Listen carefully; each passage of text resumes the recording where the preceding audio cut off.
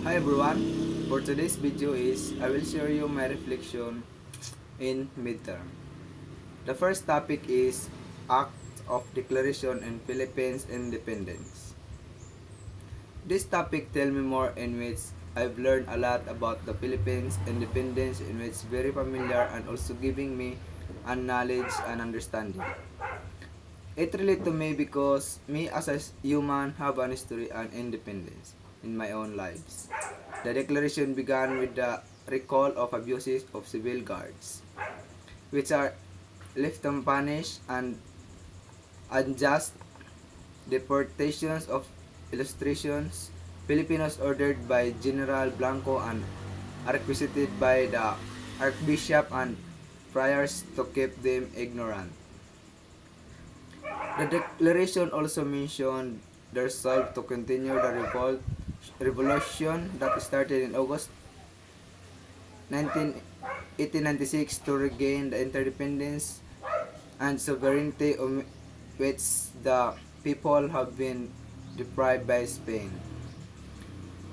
It was also mentioned in the declaration the return of Emilio Aguinaldo in order to initiate a new revolution which succeed and freed the towns of Cavite and other province. It also acknowledged the protection of a powerful human Italian nation. Of our recognized errors and most especially the illustrations on the hands of Spaniards. Reading this account made me been more grateful. We have our heroes who willing to sacrifice their lives to free their people from suffering. The second reflection is mid 1899 Constitution. In 1899, the Malolos Constitution, the first Philippine Constitution, the first Republican Constitution in Asia, was drafted and adopted by the First Philippine Republic, which lasted from 1899 to 1901. During the American occupation, the Philippines was governed by the laws of the United States of America. Why it an constitution in our history? In my own self, we have a constitution in every life. So, it means that we need to progress ourselves, to commit bad, to work on good. This constitution includes safeguards against abuses and enumerate national and individual rights, not just for Filipinos, but also for foreigners. The legislative functions were exercised by the Assembly of Representatives, which was made up of lawfully elected representatives. It established a democratic republican government with three branches: the executive, legislative, and judicial branch. It called for the separation of church and states. The executive powers were to be exercised by the President of the Republic with the help of this cabinet. The Malolos Congress, or formerly known as the National Assembly of Representatives, was the constituent assembly of the First Philippine Republic. It met on the Barasuan Church is in Malolos City, Bulacan. It drafted the Malolos Constitution. The Congress was not much more than a decoration that issued to the foreign correspondents that we Filipinos are civilized. In conclusion, in 1998 and the chance of the declarational government to revolutionary government on June 23, the Revolutionary Congress met in Bursuan Church in Malolos, Bulacan on September 15, 1998. With the Pedro Patrino serving as a president and Gregorio S. Araneta as vice president, the June 12 Declaration of Interdependence was approved on September 29. The third reflection is Treaty of Peace, U.S. and Kingdom of Spain. In this kind of situation and based in myself, these two countries are have a problem and circumstances. in which it also affects in myself, in which in others I have a conflict too.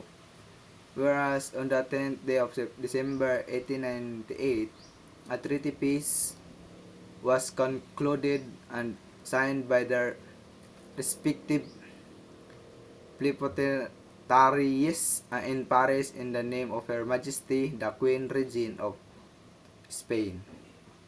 In the name of her august son, Don Alfonso, the original of which convention being in the English and Spanish language, the island of Puerto Rico and other West Indian islands now under Spanish dominion, as well as the Marianas or Ladrones Island of Guam, are all ceded to the United States.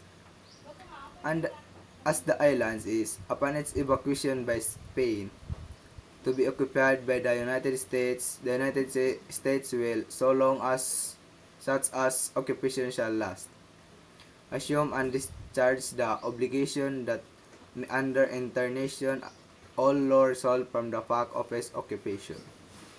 The United States will admit Spanish ships and merchandise to Philippine ports and the same term as US ships and merchandise. Following the signature of the present pact, the United States will transfer the Spanish soldiers seized as prisoners of war during the fall of Manila by American forces back to Spain at its own expenses. The time within which the evacuation of the Philippine Islands and Guam shall be completed shall be fixed by the two governments' stands of colors and captured was vessels, small arms, guns of calibers, with their garage and accessories, power, ammunition, livestock, and material and supply of all kinds. In conformity with the provision of articles and of this treaty, Spain relinquishes in Cuba and cities in Puerto Rico and other islands in the West Indies, in the islands of Guam. The last reflection is Rizal retraction. The tidal movement of an angry ocean is as inevitable as the flow of history. However, it is occasionally recognized in our collective reminiscence that the deft use of falsification can sometimes rewrite the course of history itself. It related on what we have done for ourselves and itself too. The argument concerning Rizal's restriction for his execution on the 13th of December 1896 is still a source of contention today. Others believe Rizal read detraction while others believe he did not. There will be many pieces of evidence that look to support its position. Rizal's destruction was due to four well-known reasons. First and foremost, he desired to formally marry Josephine Bracken. Second, he desired to safeguard his family. Third, he demanded the Spanish government implement changes. Finally, he desired to heal the Catholic Church's illness. Rizal was not buried with a good standing Rizal. Rizal's body was buried 10 months of his death.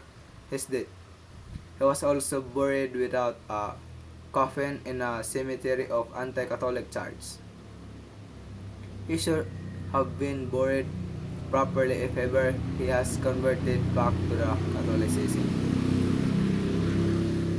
Other believes that the friars alleged retraction in order to resolve refractorism, which has focused on the prior abuse. In case you didn't know, during the Revolution, Pio Pi who reproduced Rizal's retraction verbatim.